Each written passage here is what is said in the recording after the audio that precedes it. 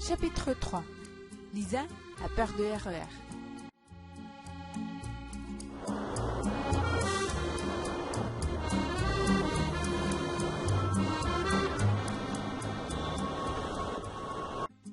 Lisa avait suivi sans réfléchir la foule de touristes qui descendaient à Notre-Dame. Elle ne savait pas très bien où elle allait, mais elle voulait quitter le bateau-bus. Derrière elle entendait Chloé qui l'appelait. Mais Lisa continuait. Devant elle, il y avait le garçon au sac noir. Il marchait vite. Lisa avait encore eu cette impression bizarre. Elle croyait l'avoir déjà vu. Il y avait quelque chose que Lisa avait déjà remarqué. Mais où? Maintenant, elle voulait savoir. Elle devait trouver qui était ce type qui prenait tous les jours le bateau-bus. Le garçon avait traversé le pont et était descendu dans le RER à Saint-Michel. Lisa détestait cette station parce qu'elle avait souvent entendu ses parents parler de l'attentat du 25 juillet 1995 dans le RER B. Il y avait eu 8 morts et 150 blessés. Mais aujourd'hui, la jeune fille ne voulait pas trop penser à ça. Elle détestait ces escalators interminables. Cette impression de descendre jusqu'au centre de la Terre la paniquait. Il y avait plus de lumière.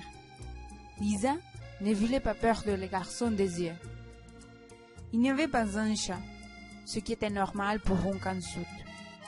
Elle faisait très attention. Le garçon ne devait surtout pas la remarquer. Sur les quais du RER, c'était déjà plus facile.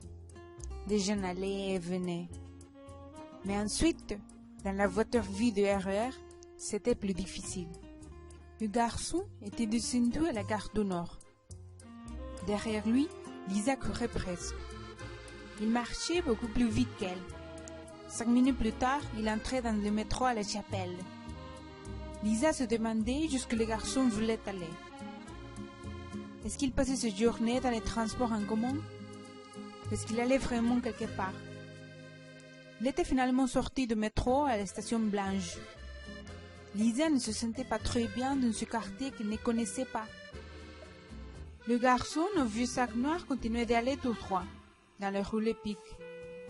Tout à coup, il s'était retourné. Pourquoi est-ce qu'il regardait dans sa direction? Est-ce qu'il l'avait vu? Elle portait des lunettes noires, mais elle avait toujours son uniforme bleu. Elle s'était vite cachée derrière une voiture. Elle était restée là de longues minutes avant de repartir.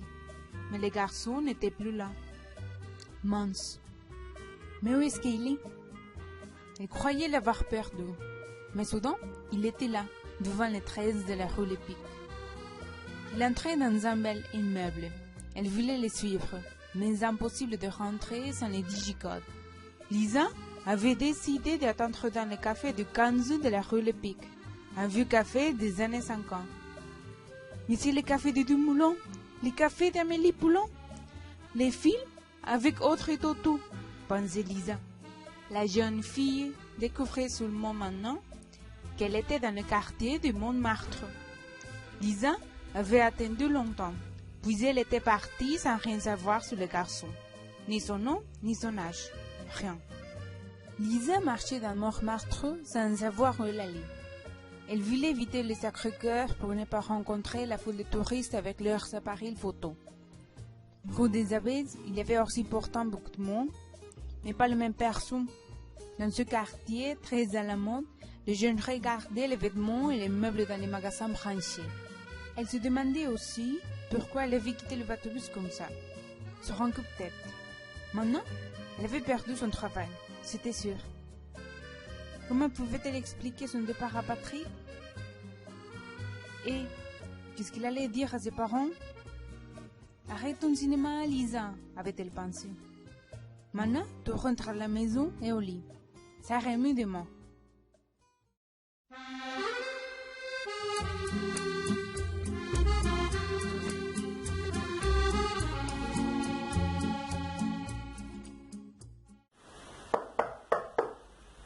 Quelqu'un avait sonné à la porte et réveillé Lisa. Ah, trouve s'il te plaît. avait-elle crié. Alors que j'ai une personne. Lisa ne voulait pas sortir de son lit. Franck, je sors ou quoi? Mais Franck n'avait pas répondu.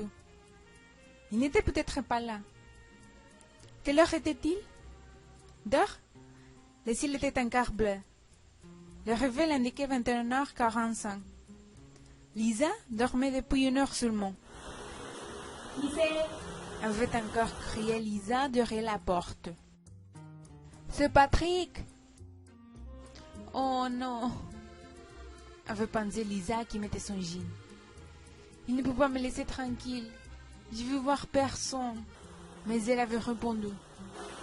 Oui, c'est bon. La jeune fille se sentait mal, car elle allait devoir répondre aux questions du capitaine de bateau-bus. Tu dormais déjà? Bon, oui. Je peux entrer? Oui.